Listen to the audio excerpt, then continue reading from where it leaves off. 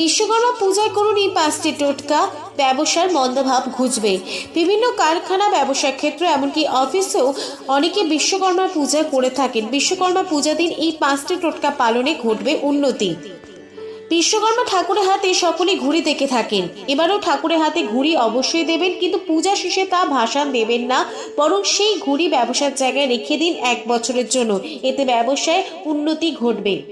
পুজোর দিন বিশ্বকর্মা দেবকে সাদা মিষ্টির ভোগ অর্পণ করুন, এতে বিশ্বকর্মা দেব প্রসন্ন হবেন। বিশ্বকর্মা ঠাকুরের হাতে অবশ্যই দেবেন কাশফুল। করা হয় বিশ্বকর্মা দেবকে কাশফুল অর্পণ করলে ব্যবসার মন্দা ভাব দূর হয়। বাতাবি লেবু, হলুদ ফুল, হলুদ ফল দিয়ে করুন বিশ্বকর্মা দেবের পূজা। বিশ্বকর্মা পূজা দিন সকালে স্নান করার সময় এই কাজটি অবশ্যই করবেন, এতে জীবনের সকল দুর্ভাগ্য কেটে যাবে। স্নানের জলে 1 চামচ কালো তিল ফেলে দিন, সেই জল দিয়ে স্নান করুন, এতে সকল জটিলতা থেকে